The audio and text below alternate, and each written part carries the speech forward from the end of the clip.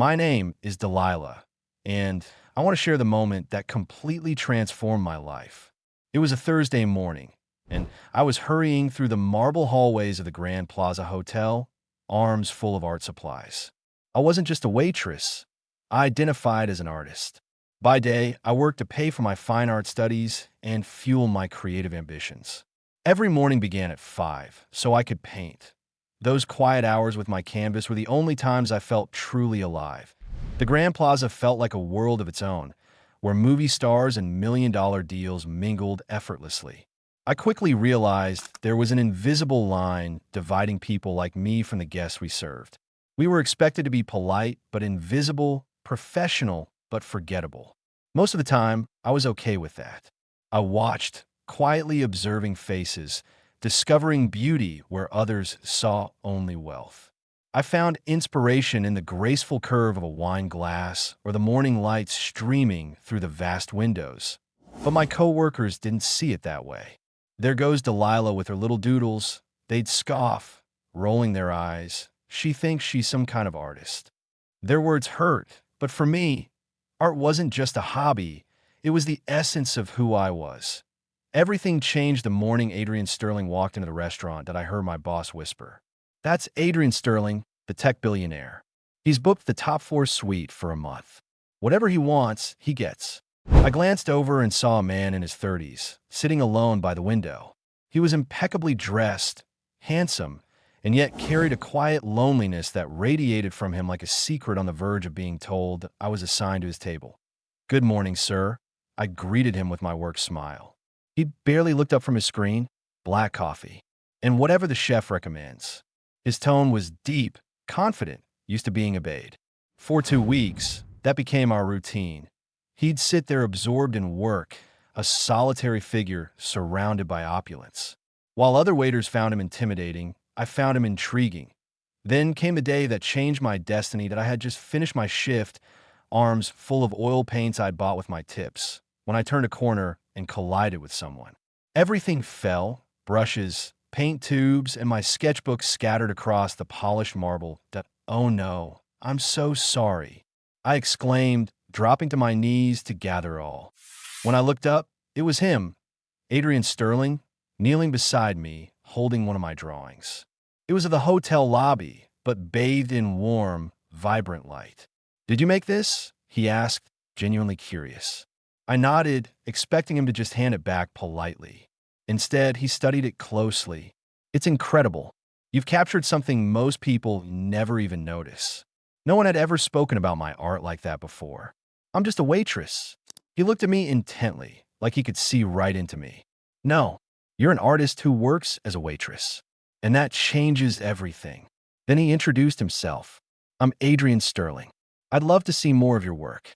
That night, at a tiny cafe in the city's arts district, he carefully flipped through my portfolio with something close to reverence. "You have a gift," he said. "This isn't just talent. It's a unique way of seeing the world." I found out Adrian wasn't just a businessman.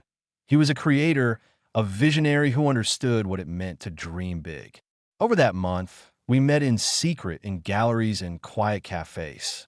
He made me feel seen, like my art mattered, like I mattered, more than anyone ever had before.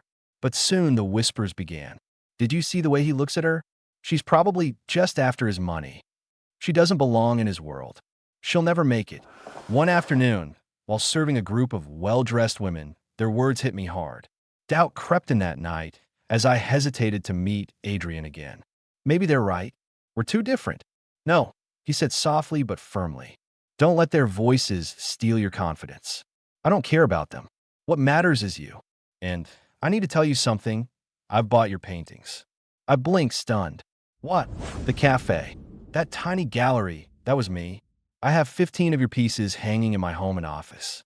Because they're extraordinary. When I look at them, I get to see the world through your eyes. And it's magical." Tears welled up in my eyes. "So, no one else wanted them?" "That's not true. It just means I wanted them more than anyone else. And I have a proposal for you." He showed me a photo on his phone. Miranda Chun, a renowned gallery owner in the city. She had agreed to review my portfolio and offer me my first solo exhibition.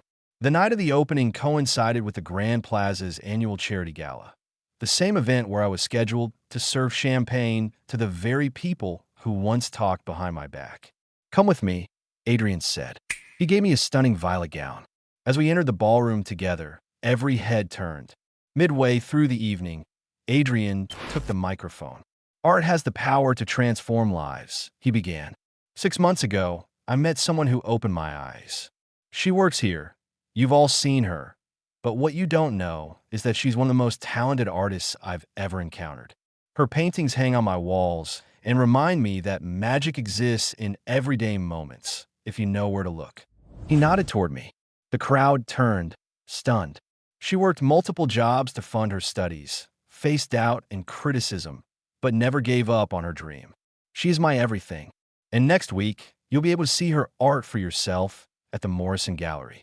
The applause was thunderous. The opening night felt like a dream. The very people who once mocked me now admired my work. In front of a large painting of the hotel lobby, Adrian wrapped his arms around me. "Remember what you said that first day? I'm just a waitress. I was wrong. No, you were exactly who you needed to be. Someone who finds beauty in everything and fights for what they believe in. Someone worthy of love.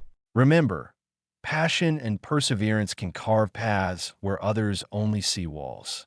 Never underestimate the value of your dreams, even when the world seems against you. Because with faith in yourself and genuine support, social barriers can be broken and talent can finally shine through."